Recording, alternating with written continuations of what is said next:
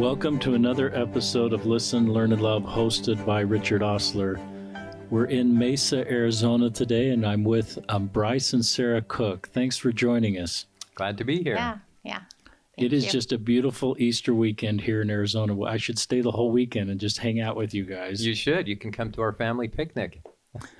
And just by way of introduction, when I was serving as a singles ward bishop and had a few gay men in the ward, I realized I didn't know how to fully minister to these men, and I realized that I just needed better tools. So I went to the internet and I quickly connected with both of you, and I realized that you are active LDS with 2 gay sons, and I thought, I want to read everything that they are writing because they know this space as parents, and I sense that you're working really hard with your relationship with Heavenly Father to provide inspiration as you have stewardship responsibility for 2 gay kids.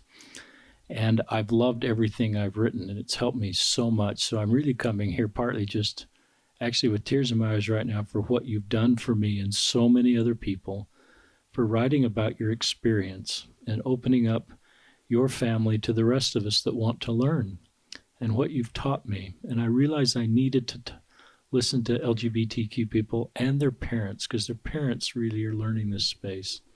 So thank you. Well, thank you, Richard. You're welcome. That's really humbling to hear that. So tell us the background. Where did you 2 grow up and how did you meet and sort of that story? Okay. I grew up in Salt Lake, and then I was a teenager in Bountiful and went to college at BYU where I met Bryce. We were both going to school there. Yeah, I was just off my mission. Where did you serve, Bryce? I served in the Bay Area, San Jose, Thai speaking. So I taught speaking. Wow. refugees from Laos. Wow. Yeah, it was a really cool mission. And I was on the 18-month plan, that little window where it was 18 months. And I say if it hadn't been 18 months, then we never would have met, and Sara probably would have married someone else. And we were pretty young, 21 and 22. Yeah, we were just babies. And Bryce is from Mesa, Arizona. Yeah. So you grew up here, Bryce. Yep. Yeah, all of our family are here, so we're lucky that way. And tell us what you're studying, Sara, at BYU. Early childhood education, which came in handy. And Bryce, what's your professional background? Business, finance was my major. We got married my sophomore year, or after my sophomore year, I guess, right? And then Sara graduated a year later and got a job teaching to, the typical help put the husband through school. Were you teaching in Utah County, Sara? I was. Yeah. Do you remember the name of the school? Was it a school? I was, Eureka Elementary. In Eureka, way out west in the desert. Yeah. I think it's a mining town. A lot of people don't even know about it. I think of a mining town. It is. I don't know if that's an true. Old mining town. Wow, that's really cool. Mm-hmm.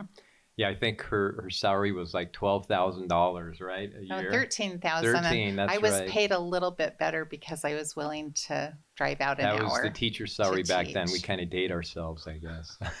Oh, and I should say today is our 35th wedding anniversary. Wow. And that really dates us. Yeah. And you're married in the Salt Lake Temple, I believe. Yes. 35 years ago. We're recording this on April 20th. What a great...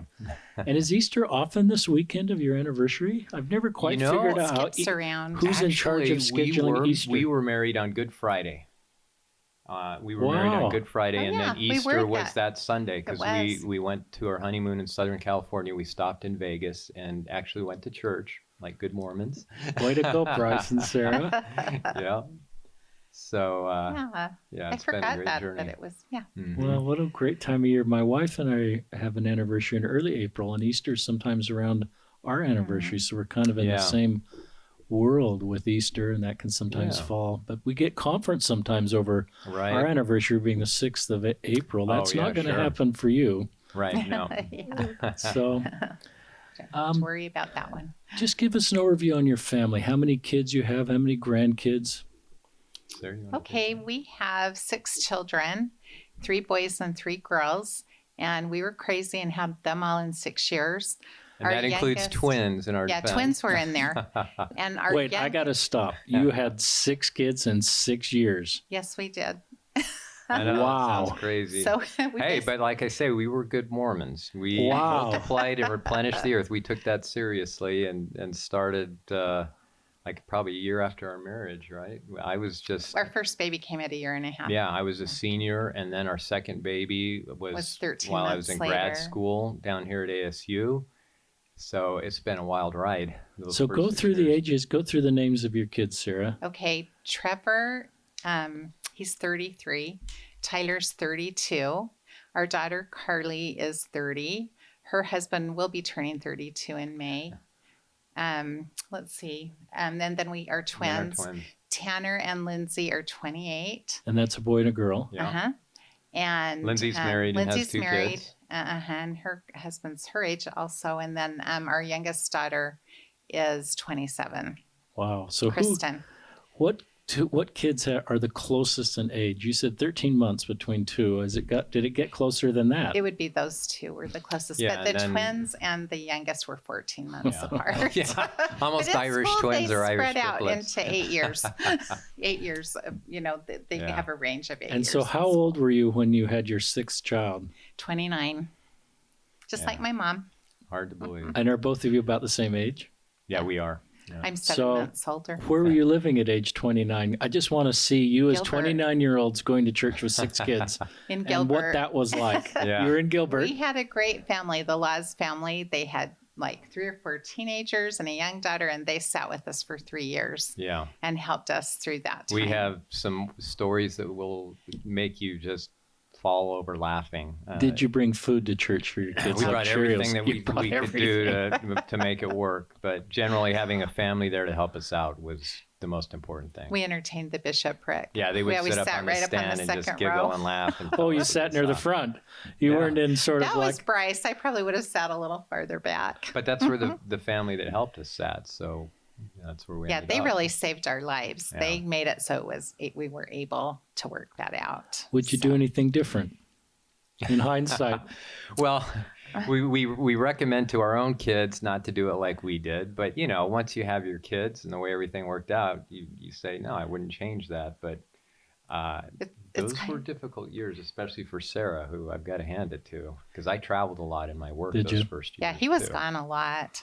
And I just dropped everything except for kid things. And I would read still and watch old movies. But I did not involve myself with much outside of the family. But I think that's what got me through it. Wow. And my ward was kind. They only gave me like the 15-minute homemaking lesson to do for 3 years. What was it like to move here away from your family with a young family? Was that okay, or was that a transition also? Well, I didn't like it. I wish my family had been closer, but Bryce's family was always great So and that- really included me. And my sister actually moved down about 22 or 3 years ago. So she's been here with me. And do either have parents that are alive? Yes. Their moms. Yeah, we both have mothers That are still alive. Yeah. Yeah. And they're great. And Yeah. my mom's been super good. Yeah, our She's great to families- have around. Our family's been really supportive of our gay sons. They Mm-hmm. didn't understand at first. And of course, they had all the fears and worries and didn't understand where we were coming from a lot of time at first. But they were so good to learn about it and listen and come to our conferences. And they treat our son's partner just like one of the family. They've been amazing.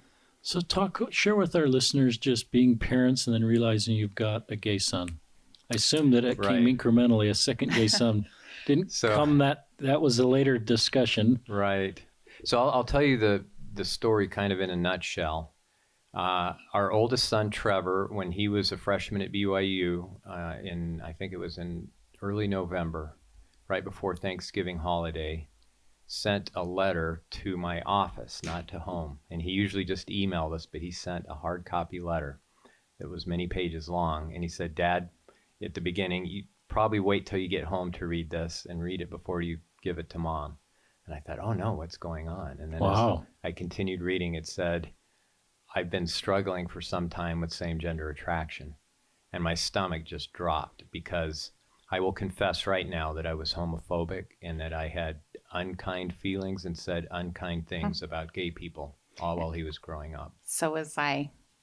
And Really bad. unfortunately, that's kind of the culture we were in and raised in. And we had lots of fears about the quote unquote gay agenda because of things that you hear in, religious circles. And so anyway, immediately my heart broke because as I read the words in that letter about all the pain and anguish and self-loathing that Trevor had gone through over the years, I knew that I had probably contributed to that. And he, couldn't tell us all those years. And Sara had one experience. I had an experience with him once. He was in his bedroom crying. He was probably 16 or 17.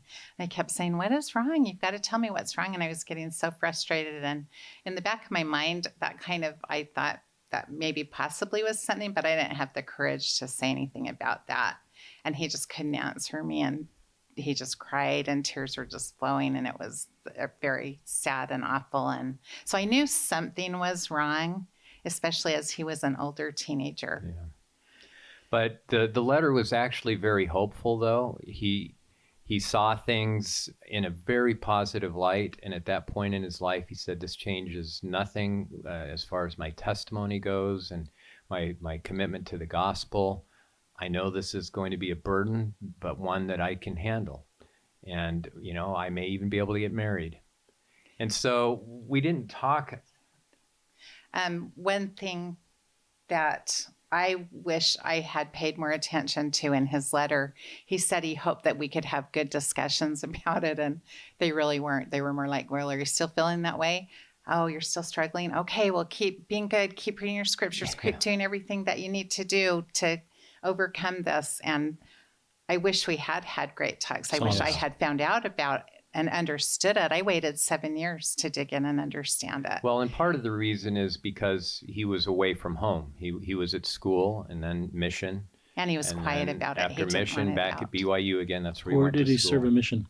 He served in Calgary, Canada, Mandarin speaking. Mandarin. So kind of like my mission. So Dad goes to, learns a crazy language in America, and he goes to Canada and learns Mandarin. He's really a brilliant linguist, and he had a double major of linguistics and way to go, Trevor, if you're listening. He actually, as a teenager in high school, starting at around 15, 16, he was teaching himself to understand Mandarin on the computer. He was taking little lessons online and learning it on his own. So he's really gifted that way. And he was we called him our professor child because he was just always the scholar and student. Our absent-minded professor child.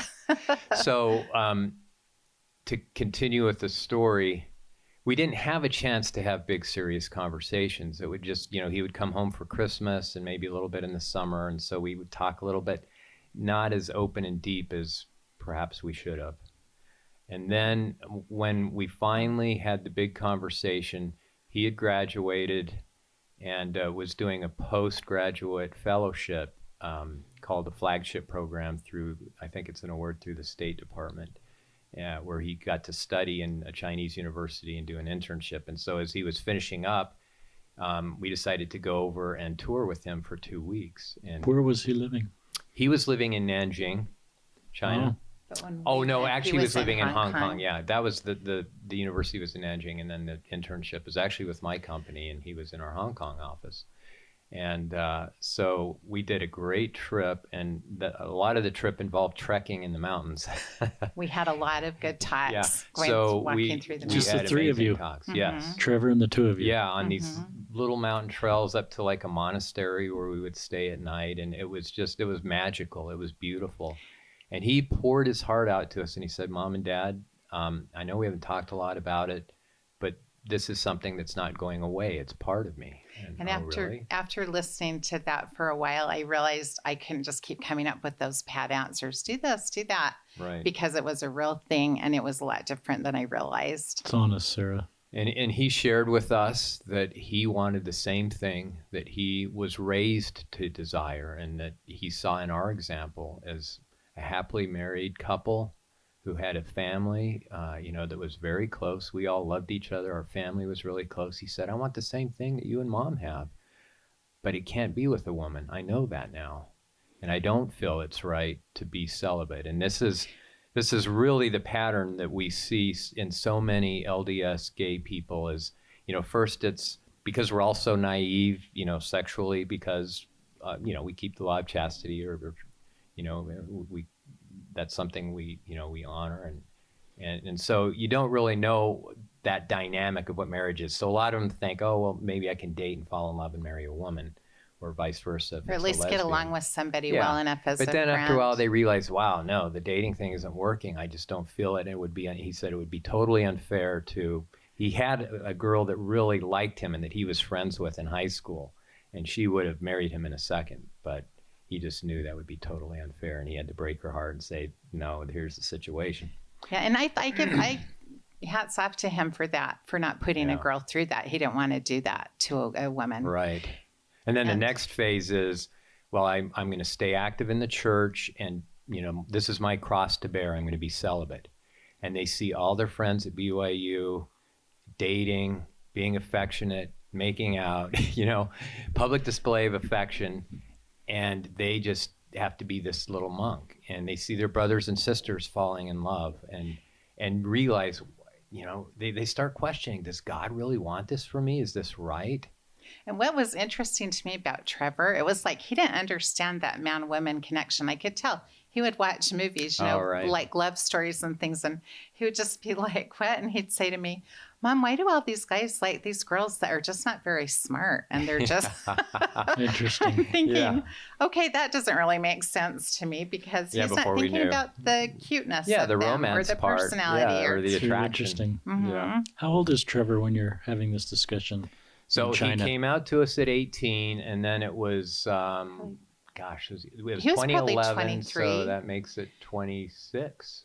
Because he was was 2011 when we went to China. Yeah, he stayed closeted for a long time. Didn't tell a soul other than our homeward bishop and us. Yeah. And so we didn't have anyone to talk to. You didn't have any community, right? Well, and we kind of knew what the church thought about it. We didn't really even go to our leaders about it, because we already felt like we knew what they would say anyway. So you stay closeted. Trevor stayed closeted. He didn't want us to say anything. Yeah. So we came back from China.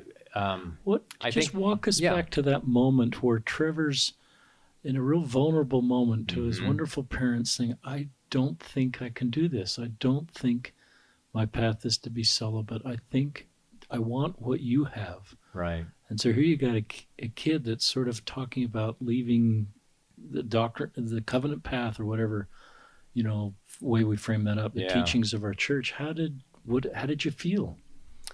Well, you know, it was just so honest and sincere and so logical. And he is the most logical, analytical person. Yes, He's very ethical. Whenever this was in high school, was the era of Napster, when everyone was downloading music for free. He was the kid who was crusading, saying that's stealing. I won't do it, and you guys shouldn't do it. He's a good boy, and he lived his religion, and he loved the gospel.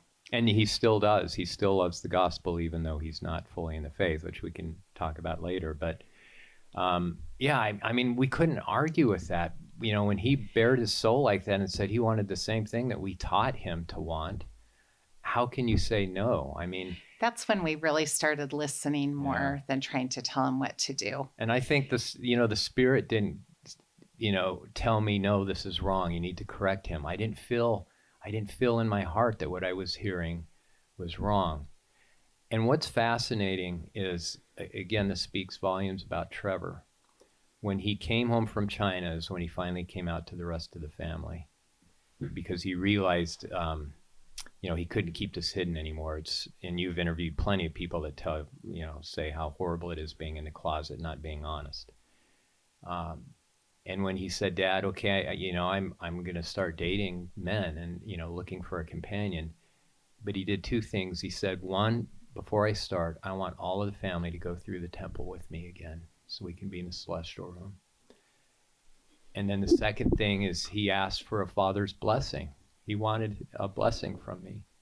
And the blessing that I felt prompted to give was that you have always sought the Spirit in your life, and I trust you because I know you're a good person with a deep moral sense, and I have no fears whatsoever that if you follow the Spirit, you will be led in the right direction. And I had no fears. I turned it over to God. I turned it over to Him and His Spirit and His, connection with the divine to figure out his life, and I could just let that go.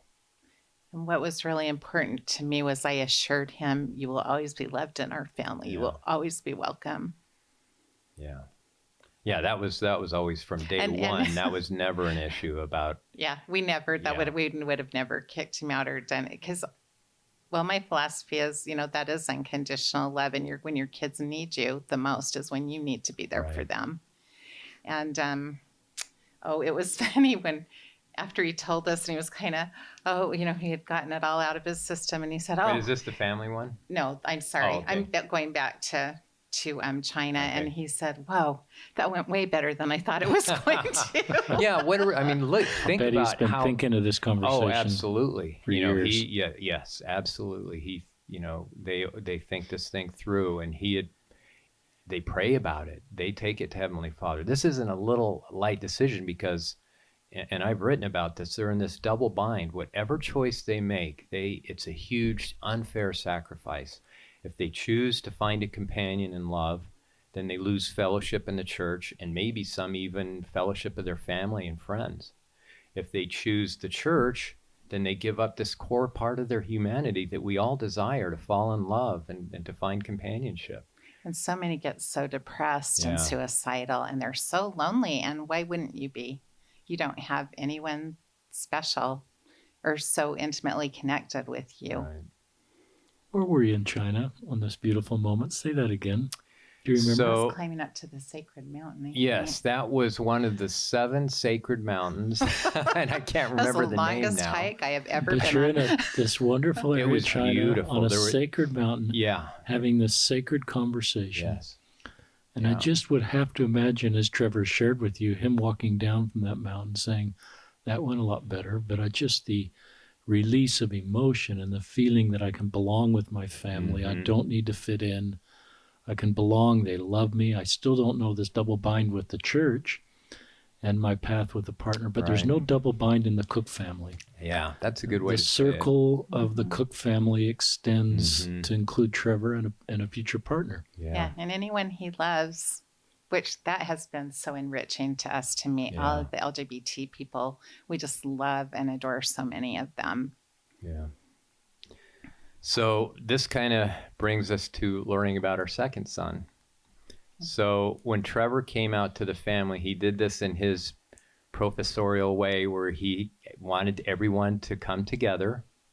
And we had Tanner via Skype. He had just returned from his mission like a couple months ago and was up at BYU again. And he went to Pennsylvania, New Jersey mission. So he was on the TV. We beamed him onto the TV, and he's watching the whole What's proceeding. the age difference between Trevor and Tanner?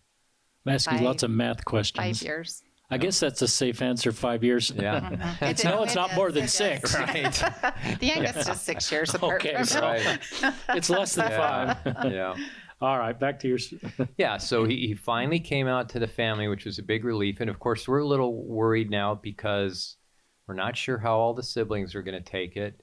And is Carly married? Carly was married, Yeah. so we didn't So know our about oldest daughter, how her we've got a husband would son-in-law, be, and- who has to understand and deal with this, that he didn't bargain for that kind of a situation. I'm trying to think if Lindsay was married yet. But anyway, yeah. Like- Anyway, it happened pretty quickly after.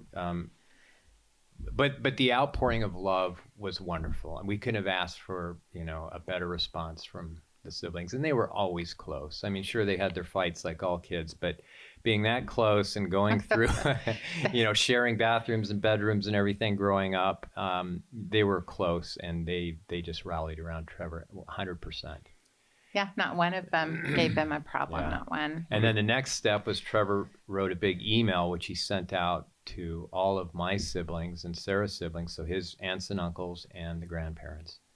And that was the next kind of scary But thing. we need to get back to the Oh. family finding out, and Tanner Okay, go in ahead. seeing Tanner, in the corner of our TV on Skype, Oh, and yeah. deer in the headlights look. And I remember thinking, wow, he has a deer in the headlights look. And I think in the back of my mind, I'm thinking, no, please. Really? You were thinking that? I that was, early? Okay. because this was all still new to me, and everything Mother had blown intuition, or apart. just kind of... And so sure enough, a month later after that, it had gone well with Trevor, and Tanner had the courage to come out, and he was going to just get a job out of the country and just kind of disappear. Yeah. Maybe come back for holidays and things. But once Trevor came out and it was so well accepted, he had the courage to write to us and Yeah. tell us that he felt the same way. Wow, Yeah. what did you think of that? Well, a lot of things go through your mind. One is, how could this happen a second time? That just doesn't seem possible. Maybe well, even the first time you wonder, oh, is it something we did as a parent? I think Yeah. every parent, Yeah. looks at themselves real hard to see if there's some mistake, that you made, but it's clearly not that. And I realize that now from the science. And Trevor reassured us, both he and Right, Tanner, that's a you good guys point. did nothing wrong. This has nothing to do with you or Right. anything. Yeah. And nobody molested us, and we are Yeah. fine in those ways. This has nothing to do with your Yeah. parenting or any experiences. When you listen to them about their puberty and sexual maturation and the things they go through, it's no different than any of our straight kids. It's just like I say it's like being left-handed. 10% of the population is left-handed, and approximately 10% of the population is gay, or born with a different sexual orientation, and it's. But other than that, they go through the same exact process of sexual maturation, desire, and just like straight people. Except Bryce had a really great analogy for this. They're outside the candy store while all the heterosexuals are in the candy store enjoying it. Yeah. Did it surprise either Tanner or Trevor that the other one was gay? Did they know? Tanner thought Trevor was gay. Really? Mm-hmm. And Tyler did too. Tyler had said something to him once as a teenager, like, do you even like girls? And he had just stood there and stared at him and kind of froze up. Well, I know Carly asked that of Tanner once. Yeah, our daughter kind of wondered about Tanner. They were a little more in tune to all of that, I guess. Yeah. So continuing on, Tanner came out, and Tanner was raised in a post-gay understanding family, as opposed to Trevor, who was raised in a more homophobic family. So Tanner was much more well-adjusted as far as he didn't go through self-loathing and agony, but he also knew that he had to make a big decision about his life. And he just like Trevor, he had a great testimony. He had a wonderful He's mission. a spiritual kid, Yeah, too. really just, they're just such good kids. Good people. Yeah. And it was interesting. I remember before he came out, this just came to me, he was also dating a girl that he had been really good friends with in high school and who just adored him and who had been he good really friends with his twin sister. And he cared Yeah. about her a lot. But I have to tell you, it was kind of funny when I knew Tanner was out and he had come down with this girlfriend to my mom's house, to visit. Wait, and no, Tanner wasn't out. he wasn't out to her, but we knew. But I remember watching him with her. Like, she would be the one who would grab his hand. She would we throw didn't his... know because I remember Okay, but writing him a it father's doesn't- letter. But Okay, no, but this it is what's doesn't really interesting. matter so much. I was saying, be careful, No, but this was to- after the... No, maybe it was before the conference. Yes, it was before the conference. Yeah, Okay, you're we right. had no idea. He dated her before we knew he was gay, Okay, so yeah. maybe I was thinking, well, that's weird because she's the one who's grabbing his hand. So you're She's the picking one up the Yeah. stuff who's even though he's throwing not out. his arm around her. You know what I'm saying? So Yeah, I'm like, okay, that's not normal. right. So then, just like Or Trevor, usual. he realized he couldn't, this was kind of a charade and it was not fair to her. As much as he, loved her as a friend and they had kind of an emotional connection, there was zero romantic connection and it just would not be fair. And I just have to hand it to her. She's been a good friend to him Yeah. and her husband has been. Yeah, Well, she's a wonderful Like, he girl. actually will go to Provo and visit them. Yeah. And That's maybe cool. have dinner with Yeah. them. Yeah. That's so cool. That is very awesome about that. So then the next step is Trevor tells us there's this conference called Circling the Wagons in Salt Lake, and we really should go to it. And, so we decide to go up and pick up Tanner at BYU, and we haven't seen him since he came out in the letter. And I just remember Tanner getting in the car and he just had these big tears rolling down his cheeks, when he saw us. Oh, just, wrenched your heart. Yeah, I remember giving him a big hug because he was Yeah. crying, and I just said, "Don't worry, everything's going to be okay. We Yeah. love you." But the conference was super eye-opening. I mean, we had never met any other gay people, particularly people who, are members of the church or former members of the church, and it was amazing. And it was amazing for them, too, because you get this feeling like you're the only one. Like, they think there's no one else gay in the world or in the church.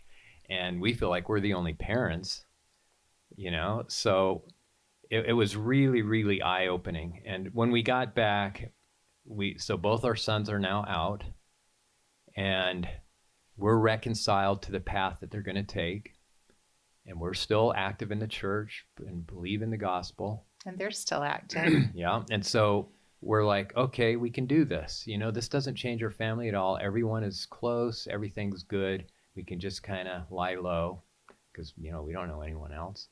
But immediately I began receiving super strong promptings, as strong as any I'd ever received in my life. Heavenly Father telling me, you can't be silent about this. You know how to do this, and you need to share your testimony and your experience with others. And in the proper way, not in protest or anything like that. But even in the middle of the night, it would come to me, and I started, it was kind of weird, but I started writing a play about all these experiences that I'd heard from gay people. And that was one way to kind of process through things. It was about 72 pages. Wow. But, and at that point I started reaching out to, like, there was a book that was really influential called Gay Mormons ?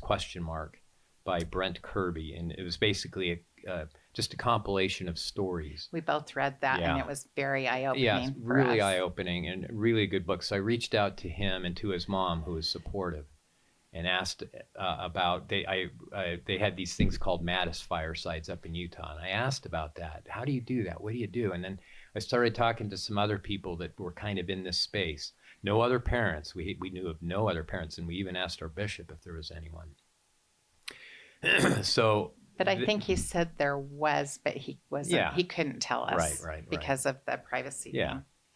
And so the next phase in our evolution was, we know, at least I felt very strongly, that we need to be a positive force. We need to, to reach out to our LGBT brothers and sisters and, show that there is a place in the church for them. And at the same time, Trevor. Do you know what year this is, Bryce? So this is 2012. This is just 7 years ago. Yeah. 2011 was when Trevor came out, and we went to the Circling the Wagons conference. And he invited us to go. He really encouraged us to go to that. And then 2012 is when we're starting to talk to people and reach out. And then Trevor had moved back to Arizona, and he started saying, I want to start a support group. And he began talking with other gay Mormons. And he kind of drew up some plans and ideas. And then he got hired by the State Department and ended up going back to D.C. and then to China again.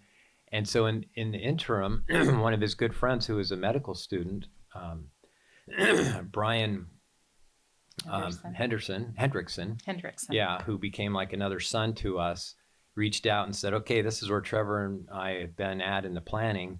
Are you ready to come on board and support all this and be a host family and, allow a bunch of gay people to come meet in your house? And we said, absolutely, we're ready for that. And that was the beginning of one of the greatest blessings in our life. It really was. Mm-hmm. And also at this time is when we wrote our coming out post. Bryce wrote it because he felt so strongly to come out as a parent. And I was still going through my stuff. But I knew I had to I said, please put my name on that with yours, because Trevor needs to know and Tanner needs to know how much I love them and how much I support them.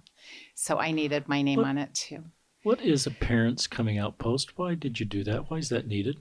So it was, I think it was part of the inspiration that I felt that you can't be silent about this, because silence is what kills and what perpetuates misinformation. If people don't stand up and, say, no, gay people are not defective. No, they're not predators, and, correct things. And no parent of a gay child ever says, hey, I'm a parent who has a gay child and I love that child.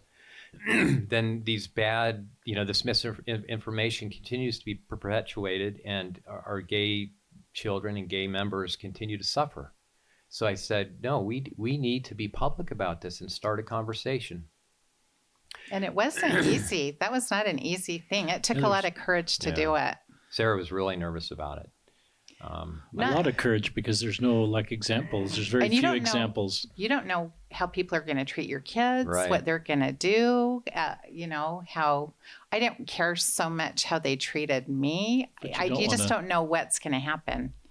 So we've been in contact with a man named Mitch Main, who was an openly gay member of the church based in San Francisco and was serving as ward clerk and working with his bishopric, a great guy, and was a real mentor to us. And he said, I want to publish your post on my blog. And so he did, and we put it out on Facebook and got a lot of good support. And I remember going to church the Sunday after that went out, and so many people came up to us and put their arms around us. Yeah, there's a lot of different reactions. Yeah, some people, you could tell they were a little standoffish, but I would say for the most part, we didn't hear anything negative, and for the most part, it was very positive. Why did you need to have people just put their arms around you on that Sunday? Why was that kind of a key Sunday, and you remember that?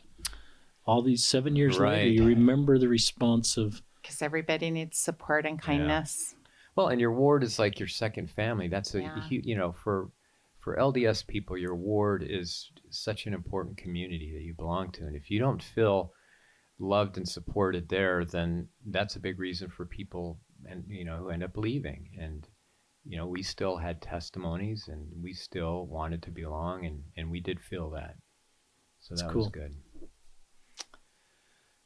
So that was the beginning of All Arizona. Did it surprise your two sons, Tanner and Trevor, that you sort of stepped in this space and talked about it from a parent's perspective? Yeah, it did a Probably. little bit. And Trevor was a little nervous too, because this was going to be very public for him. The post had pictures, it had family pictures, it had some pictures from China, and it talked very frankly about him. He had already come out a little bit, though, to a singles ward in a testimony, because there had been a suicide up in Utah of a gay young man. And he got up and bore his testimony and said, I understand how he felt because I feel that way. Yeah. And I think he used the word same gender attracted because that's safer. And then I'm like, oh my gosh, now everyone knows. And so I went right to my Relief Society president and a good friend, and we cried for 3 hours. Yeah, that's great. That's great. So yeah, you had good support there. Yeah. And then as we got our support group going, I was on the High Council. No, I had just been released from the High Council and put in as young men's president. So I knew our stake president really well. And we made an appointment to talk with him. And I kind of had a little agenda of, here's some things I think we can do in our stake. I've been studying and looking what other wards and stakes are doing. There wasn't a whole lot, but there's this little network. And so, we said, we want to be a resource. We want to help out. And we want this to all be transparent and above board. So you don't think we're, jumping off the ship or doing anything crazy. And I think he was taken aback and didn't know how to handle it or what to do, with this proposition. Which I get, and he ended up being very kind and supportive, and even asked us like a year later to present at the annual Relief Society conference. So that was great. Yeah, we had a little 10-minute spot on that, which was nice, and it was very crowded. So I think the room was packed. People were really interested. Whenever, again at this time, there just weren't many people who were open and willing to talk about this subject. It's amazing when you think about in the 7 years from 2012 to now. I mean, back then there was just nothing and no resources. So it was really new territory for us. But All Arizona was the thing that really kicked the ball off and changed our lives for the better. And we took the name, this was what we called our support group. The full name is All Are Alike Unto God, from 2 Nephi 26:33. We love that scripture that, there's neither male nor female or black or white, bond or free. And then we add to that gay or straight, but all are alike unto God. And he inviteth all to come unto him. And so that's kind of how we used that scripture to be the title for our group name. And it grew from just 10 people who came to that first little meeting. We thought, everyone who comes through our door is going to get a big hug when they come and when they leave. And we're just going to love them unconditionally. Uh-huh. We're not going to care where they are in the spectrum. They're just going to know at our house they're Right. safe and they're Yeah, loved. it wasn't about teaching doctrine or anything like that. That's for the church to do. We are simply here to show that there are members of the church who love our LGBT brothers and sisters, regardless of your path or where you've been. You're welcome in our home. And many of them were very shocked Yeah. that was a place like that. And one of the older men came, and I remember his comment. He All said, right. and he'd been through the really rough years because he's probably in his 60s, Yeah, close to 70. been married to a woman, had a family, divorced, and then really kind of went off what people would say the deep end and lived kind of a hard life. And he said, I wonder what my life would have been like if I had had something like this to go to and to get support from. Yeah. So that was really, Sure, and yeah. he even just came to our last. Yeah, in fact, he's back in the church, Yeah. amazingly. Yeah, and is a mainstay in his ward.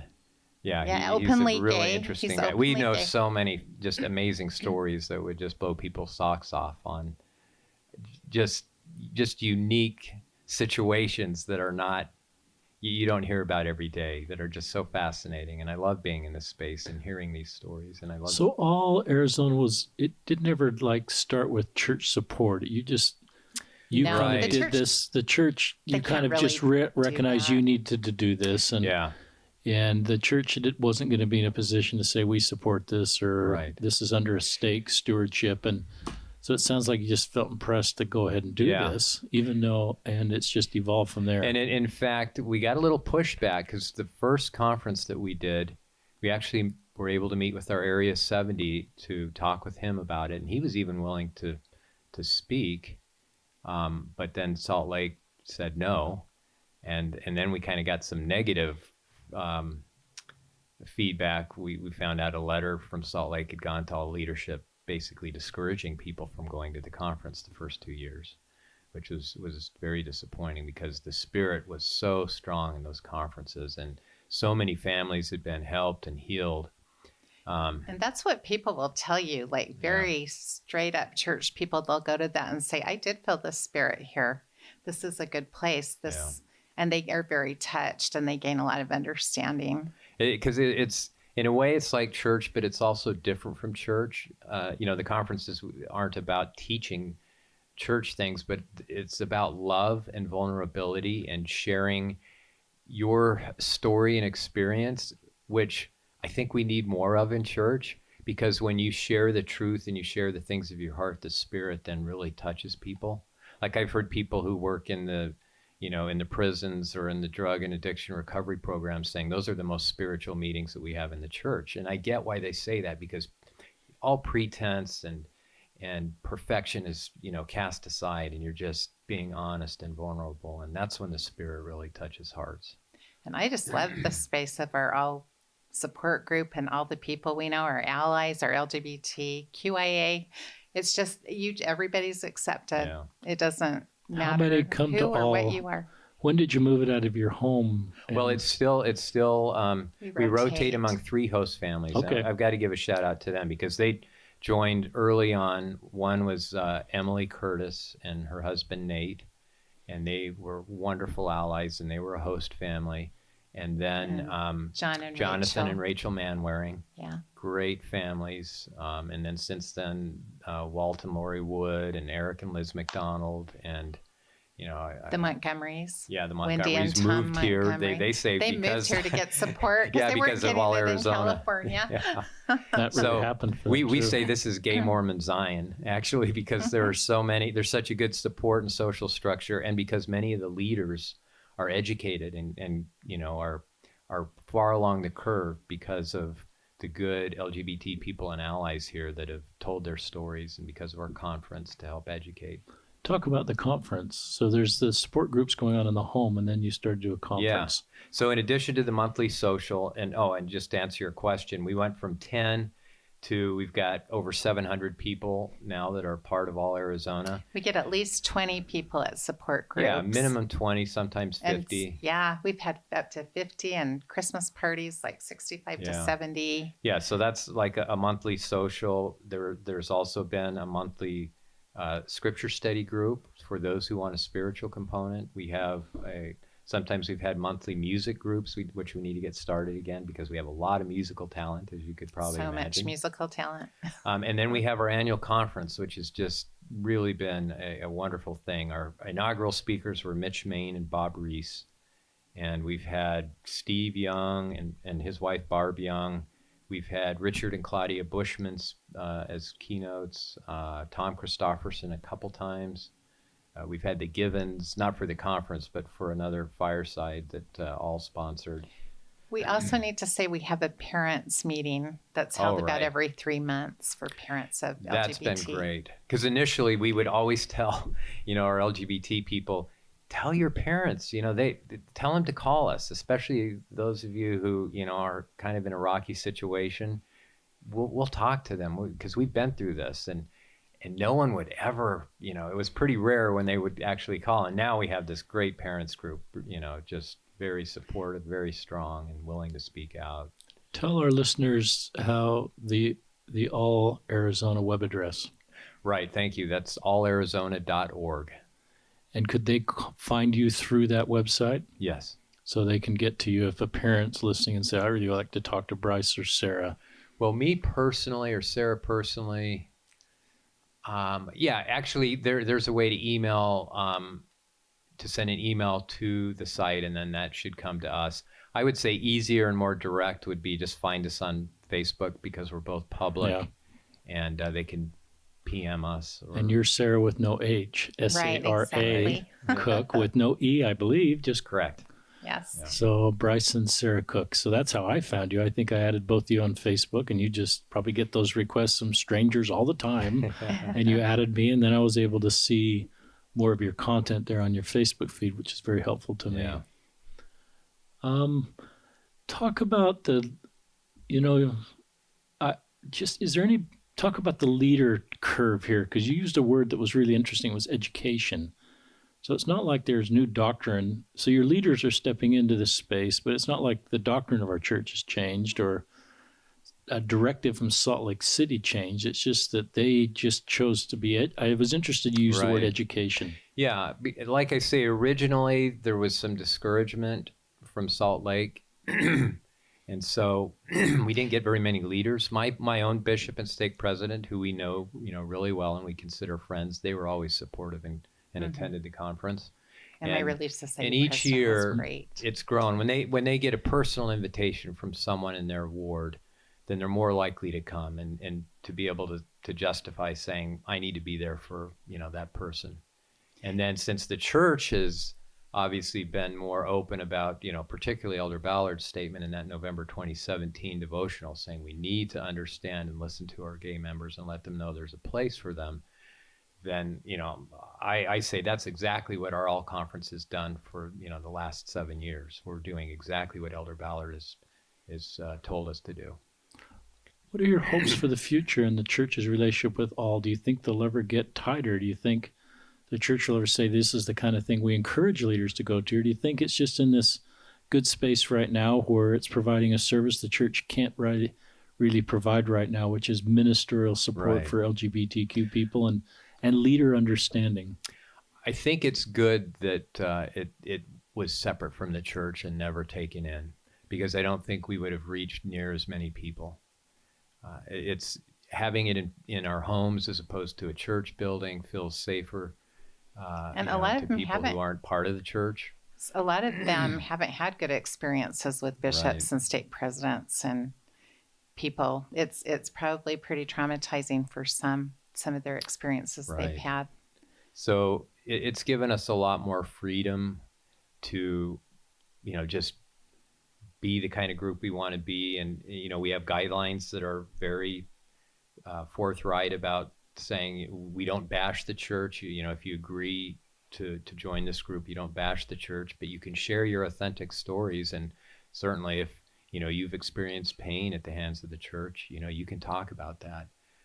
But we don't criticize any person's path, whether they're choosing, to have a same-sex relationship or marriage, or to stay celibate, or to try and make a mixed orientation marriage work. That's the beauty of All. It's kind of like the big tent that I would like to see our church be more of, because everyone comes together And there's so much polarization, you see on social media groups. Well, the beauty of all is it's more of an in real life group. And so even though there are these big differences, people get along, and we can have a real diversity of backgrounds and beliefs and journeys, but everyone loves each other, and lifelong friendships have been made. Yeah, it's pretty amazing. I love that framework you offered up about how to create a boundary between we don't bash the church, but we honor everybody's individual experiences. So if you've had a difficult experience, I am willing to hear that, because I think that helps people heal and move forward in their life if we validate even their experiences that we wish they didn't have, or come from the church that we support. And so I've learned to try to, in my maturity, to find myself more in that space that you just described, because I think that's okay. I think that's what Christ would want, is everybody to be able to be heard and validated about how they felt. And I think that's a healing thing. So I would guess all is healing people and giving them hope and pointing them forward. And I think helping them make better decisions. Yeah, and when you talk about this brother that, that's 60 years old now, I'm thinking that's actually one of 70. He's 70. So, and him saying, what would have been like for me to be a 20-year-old, gay man now? And one of the things I'm concluding is because of our education, to use that word, is we're helping LGBT people make better choices, because we're not creating the shame and all the sort of problems around. It's still a really hard road, but I think all would make people help make better decisions. Yeah. From a position, I've always thought when I was a singles ward bishop, I wanted to help the YSAs make faith-based decisions versus fear-based decisions, and make key decisions based on the very best emotional spot they could be. And that's hard to do if you're LGBTQ and you're feeding a lot of negativity your way. So but it seems like that's one of the things you've done with your two sons, your blessing to your son, and that temple session. I won't forget that part of this podcast the rest of my life. But to help your son, both of your sons, all 6 of your kids make good decisions based on just, being in as good a spot as they can be. And making faith-based decisions based on the confidence they know their path and they can do the right thing for them. Mm-hmm. That's so true. You have to be honest about where you are. I mean, and I'll be honest and vulnerable here. Being part of the church has not been easy for us, particularly when the policy came out. That was devastating. It's really hard. And a lot of people don't understand why, but if you have gay sons and realize you will likely have or hope to have, grandchildren that you want to, go through the same milestones and talk with their cousins about getting baptized and all of that, and then realizing that's just been taken away, and your sons who still, even though they don't attend church, still love the gospel and have internal testimonies, but are now labeled apostates and enemies of the church. That was really, really hard for us. And they brought people into the church on their missions. Yeah, and even afterwards, Tanner, when he was at BYU, being part of USGA, he met someone who was going to Westminster, another gay person, who was actually taking the missionary discussions, and Tanner counseled him and helped him and ended up baptizing him. Wow. While he was at BYU. Wow. Yeah. What's the best thing I could have said to you? Well, I'm trying to keep time here because I want to I won't ask that. I'll just keep moving on, except to validate your feelings about the policy statement. I've learned to I've got to talk to LGBTQ people, their families, to know how you felt about the original policy statements and the reversal of the policy statements. I have to talk to families like yours and your own children that are LGBT, your gay sons. I can't talk to straight people about how they feel about all this. And so I think that's just a principle of ministering. I want to talk about the essay that you wrote. And I don't know if that's the term you use it. I read it about 2 years ago. It was very, very helpful for me. So talk to us a little bit about that. Yeah, thanks for asking, Richard. So in probably late 2016, I kept getting kind of more promptings again, thinking about we need an in-depth article or essay or research piece that really digs into the doctrine of the church as to why it has this position on homosexuality. What's it really based on? Does it go back to biblical scripture? Is there, any of our restoration scripture? What's been said about it? What's the history? And I thought of Lester Bush's article on blacks in the priesthood that was in, I think it was 1967 or something when he wrote that, and that was published in Dialogue. And it was a groundbreaking article that probably influenced numerous church leaders and helped with President Kimball's ultimate seeking more inspiration on that, because he just dove right into the history and found a number of inconsistencies that had been perpetuated just by tradition. And I thought, we could have the same situation here. Someone needs to write an article, So I would always think about that. And then finally I thought, it's not going to happen. I'll just do it. And so over the course of like 5 or 6 months, I would every night, 2 or 3 hours, several times a week, I would study, research, and ultimately finish this article in March of 2017. And then it got published in Dialogue in the summer edition of 2017. And you can find it on the website that I put up for it, and you can either download it or read it online or listen to it. But it's at let's see, I better get the website right. MormonLGBTQuestions.com. MormonLGBTQuestions.com. Yes. And yeah, that's the website. And how many pages is the essay? So it's big. It ended up being a lot bigger than I thought. It's almost 61 pages printed, but I've gotten amazing feedback. And I really felt as I wrote that, call it a muse or flow state or inspiration. I really did feel inspiration. And part of what drove it was, a lot of the questions that I had as I observed gay people, because by this point, I have 2 sons who are gay. We have our All Arizona group, and I've met hundreds through, gay people through that, as well as being in affirmation and participating in their conferences and reading extensively the stories and experiences of gay people. I began to ask myself questions, and some of these were, if the church's position is from God, then why do we see as a fruit so much depression, anguish, suicide, bitterness, and loss of faith? Something doesn't fit there. And then on the converse of that, I know many gay people who have married, gay marriages, and I see the spirit in their eyes, and I see joy in their countenance, and the same blessings that come from a faithful monogamous relationship that I see in straight people. In fact, it was interesting, our son Trevor, who has a partner now of 4.5 years, who we love and is just like a son-in-law awesome. to us. Yeah, We Sarah's love Ben. favorite, but hopefully our sons-in-law don't hear that. But it was interesting because he met Ben at the same time our second son, who's straight, met his now wife. And to watch them go through basically dating and courtship and then coming together, it was the same. It's really interesting. Again, it just kind of hit me. There's no difference. And the blessings and the benefits that come from marriage, whether that's a straight marriage or a gay marriage, seem to me, on observation, to be the same. So then I continue to ask questions. Is it possible that the church's current position is based on tradition and culture rather than really on God's will? And I'm not purporting to say what the church should do or purporting to change doctrine.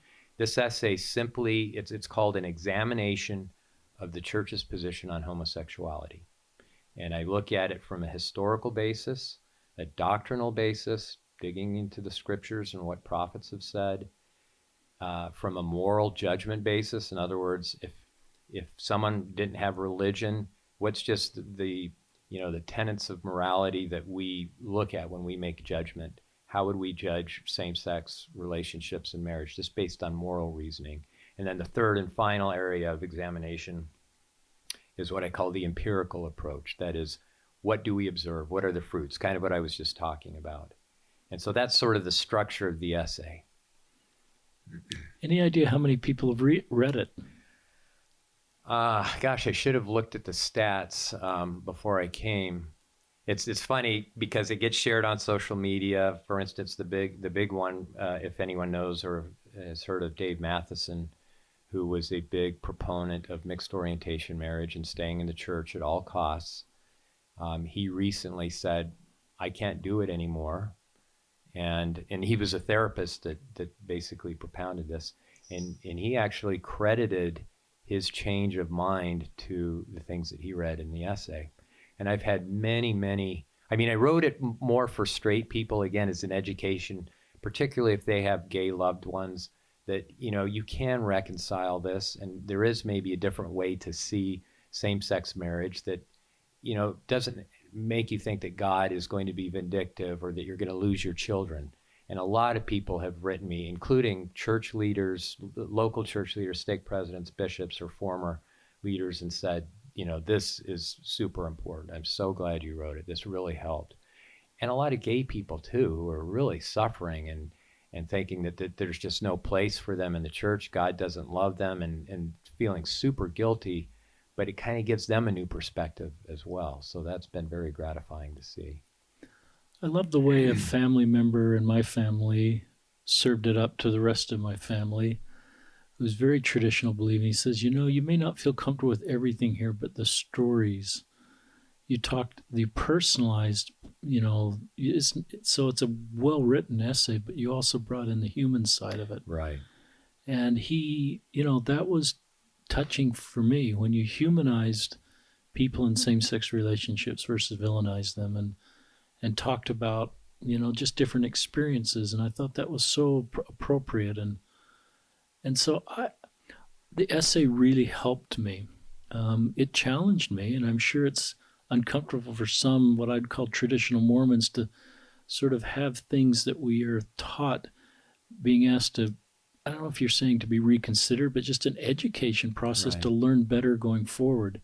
Right. I just want people to think rather than to just blindly accept, why is it we believe this way? And, we can form opinions and we can, ask for inspiration, particularly if it affects your life. If you're a gay person or you're parents of a gay person, or maybe you might not, but you really, have a heart that really feels deeply for gay people, then this essay can give you tools to help understand how maybe there could be a different way to look at it. Yeah. And It's again, I okay. tried to do it in a very appropriate way, and I even had a general authority that I know review it.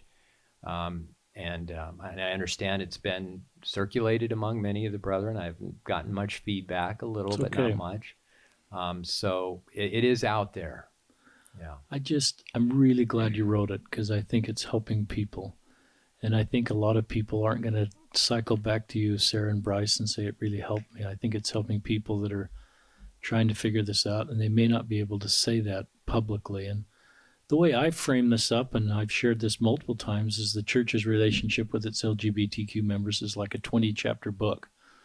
And I think most will agree that we're not in chapter 20. And I sometimes say chapter 20 ought to be where a mom becomes aware she has a gay son, and it's often not bad behavior, it's good behavior, like you've described Tanner and Trevor, which are just these incredible sons of yours, like all your kids. But she isn't full of fear. Right. Rightly so, you cried, and rightly so, you're full of fear because you don't know how it works for this gay kid in our church and society. So to me, chapter 20 is where you have no fear. So if Tanner and Trevor come out to you, that you have just as much hope in this life and the next life for a gay kid as a straight kid. And to me, that is the gospel of Jesus Christ. A loving Heavenly Father that equally loves all of his children would want that. And so to me, there's just more chapters to be written, but I, like you, sort of leave that at the leader's feet. But I think it's okay for a document like this because it might cause people to ask questions they didn't feel a need to ask before. Right. And it's helpful to just say, well, what have I picked up that's homophobic? Or I use my hard drive. I mean, you've heard me say Yeah, I that like that metaphor. I just had to wipe my hard drive clean because I didn't have a way to know. I realized that straight people had programmed my hard drive about LGBTQ people. You know, And I didn't realized I even- had to wipe that clean and learn from parents like I did with you and yeah. LGBTQ people, and the essay's part of that. Well, this might be a little insightful. I wasn't even sure it was okay to learn about those things in the It's beginning. really honest, Sarah. Right. Yeah. Yeah, you have the feeling that if it's not church approved and church published, that, oh, you're on dangerous ground. Yeah. But, when you actually look at what the prophets have said, there's a first presidency statement that I just love that says there are wisdom traditions that span centuries that have inspired and, wonderful words that we can all learn from and be improved by. So, I think anything can fit that. I use the Moroni 7 test. If it inviteth to do good and persuadeth to believe in Christ, that's how you can judge if something is of God. How do you reconcile someone getting personal revelation that's for a path that's outside the doctrine of our church? Is there a doctrinal foundation that allows that, or do you just leave that at the Savior's feet and say, I don't know how to reconcile that, but I'm just going to honor your personal revelation? I think blacks in the priesthood was probably a good example of that, because there were people who didn't believe in that and Right. had to wait for the church to catch up to that idea. And I think you could almost probably compare this to that, because I remember starting all and thinking, am I doing the right thing? Because I was having a little hard time reconciling it with God and what I believed in. And I would say in my prayers, is this okay? Are we doing the right thing having this support group? But I would always just feel like, yeah, keep doing it. You're doing good. Do it. And I just I want love my the way you're kids to so be happy prayerful, too. Sarah. Yeah. I love the way you're so prayerful Yeah. and continue to be. Yeah, I mean, and to directly answer your question, I think you have to look at the fruits again. Jesus said, by your fruits ye shall know them. And so along with prayer and trying to seek the Spirit and inspiration, you look at the fruits of what you're doing. And if they're good, if they bring about joy, if they bring about goodness, if they bring about family togetherness, then it seems like you're going in the right direction. Maybe even if, at this point in time, the church's position is different than, for instance, the relationship that Ben and Trevor have, clearly not in harmony with the church's position, yet our family can be in harmony together. And that is, most important to us, is that we stay together as a family. And I can be grateful that he's not in a severe depression or about ready Yeah. to take his That life. is a And good I'm willing point. to accept this, because it's a lot better than that. And I just, like I said, we just love Ben, Right. and it just doesn't. So it's no different than any of our straight kids who are married. Yeah. He's part of the family. Yeah, and he's in their our family relationship is- picture, and Yeah. I love and that. we love having him in our family picture with Yeah. us, just like our other son-in-laws and daughter-in-law. Yeah, and these are I like talking about complex things like this, and thanks for being willing to talk, because I think a lot of faithful LDS people want to talk about this sort of these paradoxes or these double binds or these really complicated, and do it in a faithful way. And I think a lot of LDS parents of gay kids want to do the right thing. And the way I framed it up is I invite everybody to stay. I believe in the teachings of our church and our doctrine, and I would never sort of invite an LGBTQ person to leave, but I would do what I think you've done, is teach them the basics principles of the gospel. And one of the most important is they have a personal relationship with heavenly parents. Right. And to rely on that. And if you get personal revelation that's outside the doctrine of our church, I'm just going to leave that at the Savior's feet. Right. And everybody's path is different. So I've also learned not to project one LGBTQ person's path, like you don't, and it all doesn't, onto another LGBTQ person's path. Because I've seen some mixed orientation marriages. It kind of surprised me that I did a couple podcasts, and I realized, wow, this is a pretty authentic marriage. And so why you would never invite your gay sons to go down that road, I don't think you did. Or maybe you hoped for that at some point, but you realized it just wasn't realistic.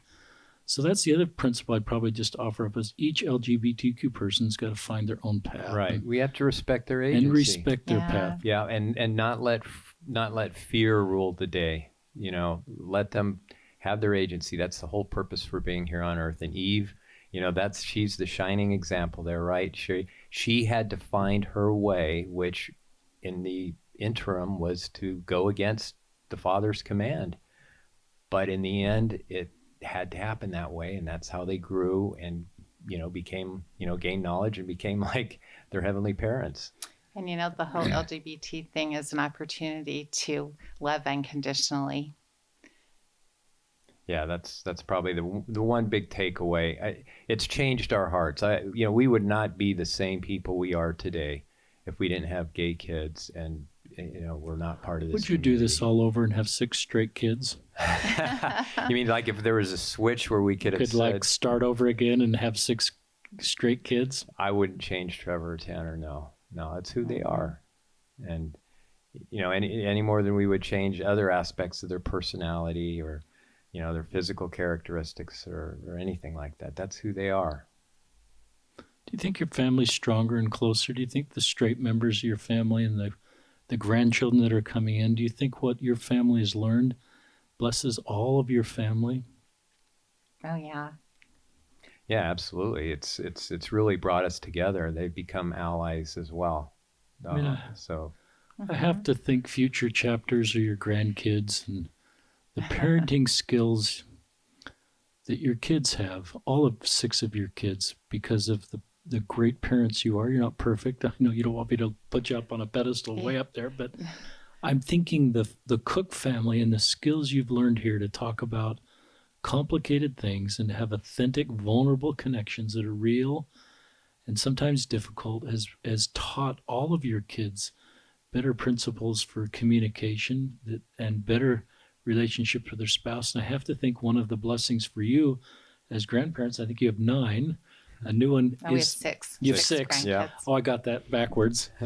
You have 6 is just see, I'm thinking some future paydays as you just see, your own kids and their parenting skills impacting your grandkids for good, and your grandkids just being in a wonderful place in society where they're understanding things that they never would have understood a generation ago, Yeah. and it's for their good. That's true. Yeah. And if, who knows, if a grandchild, even if it's not LGBTQ, but something, different that deviates from, that box and that checklist that we're, trying to follow, the parents, our kids will hopefully know how to deal with it in a way that they've seen, through our example, it has the best outcomes. You don't ever reject your kids, and that's where the unconditional love that Sara talked about comes in. And so, any final thoughts, Sara, Bryce, you'd like to leave with us? I think we said it. It's it really comes down to love. That's what changes hearts, and that's and I just get so excited when I have an opportunity to love someone unconditionally. It just makes me feel so good. right. Well, thank you, Sara and Bryce Cook, for joining us on an episode of Listen and Love. Thank you personally for your influence for good in my life. As I wanted to learn more about this space, I think my impressions led me to you and the things that you're doing and the things that you're teaching. And I would offer up that everything you're doing is consistent with our gospel of Jesus Christ. And everything you've said here has a foundation on the doctrine of our church and the doctrine that Christ taught. And you're just helping us. Sometimes I think our practice or the implementation of the doctrine is where we have gaps.